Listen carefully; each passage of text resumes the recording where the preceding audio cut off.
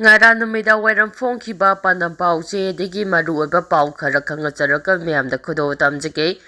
PM amadi Union Minister da poi manga yaba memorandum pisilagani L Sotin Kumar All India Trade Union Congress Manipur State na lakadariba April 12 da Prime Minister, Home Minister amadi Road Transport amadi Highway Minister da poi manga yaba memorandum amamam pisilagani haina ngasi aituk Manipur State ke General Secretary L Sotin Kumar na ngasi pangthopa paugi mipam amada phonglokre Rupa mahal teng da leiba iraba babanda pangthopa paugi mipam aduda mahangna makha taraduna lakadariba April 12 Delhi the Employees Confederation ki member sing aituk ki member kayana saruk yaduna All India ki oina pangthokadaba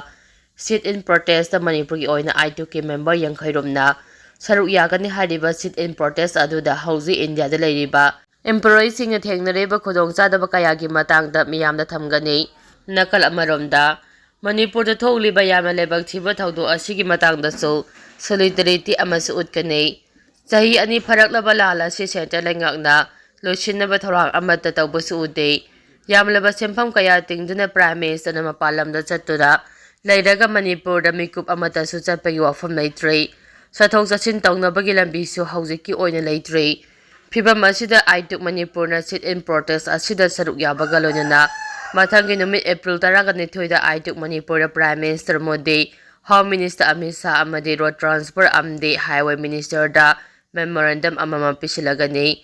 Highway Protection Force lingba territorial integrity ngaktuna thamba Nyam kaina changsinkhre mitopsing khandoktriba fawba delimitation tawba yaroi lalna soalaba state asida khanaba economy package ama laukthokpa haipa wafam si yawba memorandum ama pisilagani haiba wafam su mahangna makha takhi makha tarakpa pauda irang manungda Assam Rifles na kalauba gari sing mapusingda khusinakhre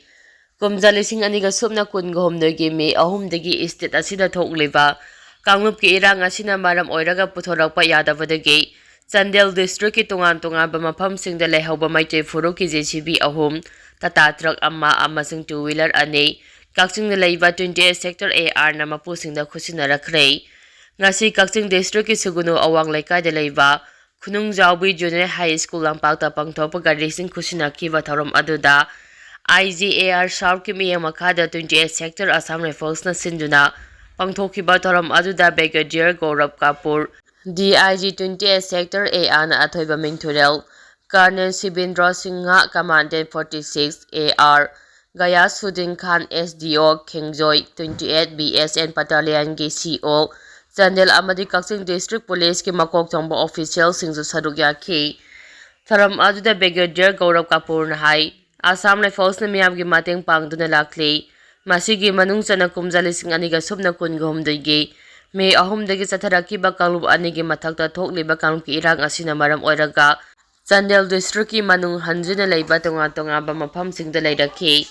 JCB ahum tata truck amadi two wheelers ani ase 28 sector AR ge makhada leiba 17 AR ge camp singda lausinduna ngak senduna thamlakhibani masi pothorakna bahona bada state police BSS CRPF amadi mapung oina 17 AR na mapung oipa thodang lauduna pothorakhibani khudongchadaba kaya leibadagi pothorakpa yadaduna chahi anirom asi leirakhibani adoba ngasi gari sing asi ahamagi oina pothoraktuna mapusingda khusinabani makha tarakpadasu lehauriba gari sing puthoknaba honaduna mapusingda khusinanaba honakhigani Manipurda ingtapa amasung hanjilaknaba Assam Rifles BSS CRPF amadi State Police ki maikadigi honaba yaba kaya honaduna lagli makha tana so honakhigani sugunu area da su makha tana pamdaba thodok thoandanaba ingtapa puraknaba honakhigani iranggi awaba nanglaba sugunu da nupisinggi simiron phagatpada mateng pangnaba embroidery center amasu athuba matamda thamnaba honaragani haina su phongdokhi ngasigi tharam adugi manung chana Assam Rifles na sinduna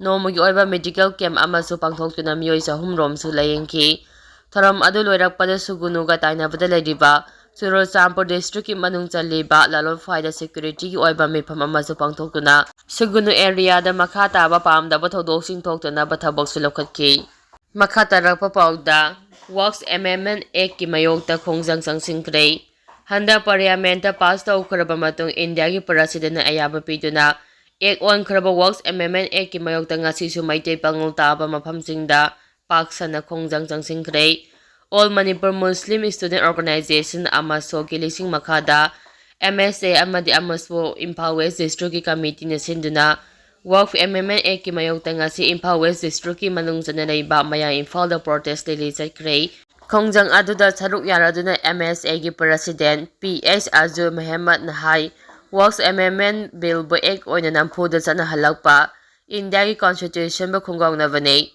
minority Muslim ki hakmat pane Musliman ki mathakta chatharakpa ek makhal amane modi lenga asina minority Muslim ekhoidina tana atopa minority singisu ningkha tambad ayepa kaya ama pili aikhogi masajid singda aikhogi dargya kabastarian singda aikhogi madrasa singda khut thingjingba atamna target torakpa asi aikhoini yafam thokte Hairiba ek asina India Constitution ki Article 14 na piriba miyoi khudimak chap manana ngak semba equal protection haiba adu amadi namhali amadi limitation kaya thamle ek asina maram oiraga karigo mai khogi thaba ama tawbada ayat apan amadi athingma kaya thamlaklagani asumna tarok labadi lam khopchinba phambam thokpa hakta ayat papiba personal life te yengsimana chingba tawbada natana kastarbal masajid madrasa na chingbada su matam ama hektada thugaidina lenga thaba ama hektada thingmagi hak leiraroi daramagi mari lenyana leidibo works board asida su atopa muslima nataba sing yausinduna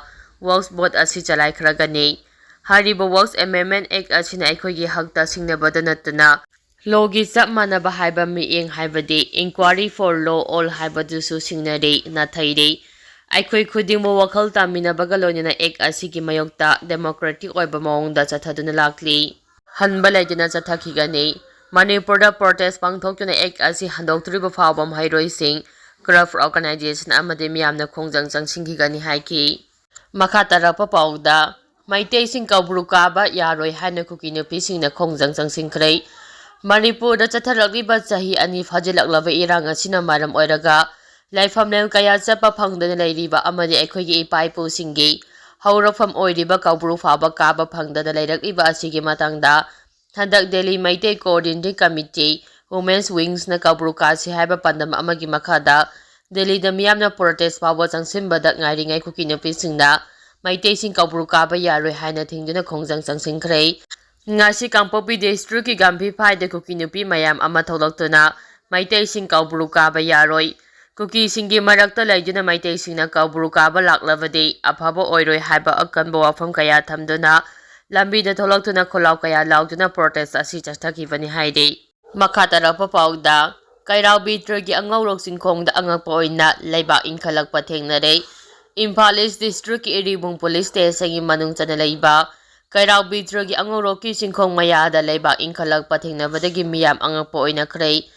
Hiramasi matangda kairau bitradagi uran jiru taba lambida chatliba miyamna walking chatpada angakpa thodoksi thengnarakpadagi kairau kholdagi nongpok ningthau panthoibi development committee da pau pirakpadagi ngasi committee gi thaumisingna chatuna yengsilubada leiba inkhalakpagi thodoksi thengnarakpani haina committee gi president salam madu magolna pausi asiga wari sanabada phongdorakli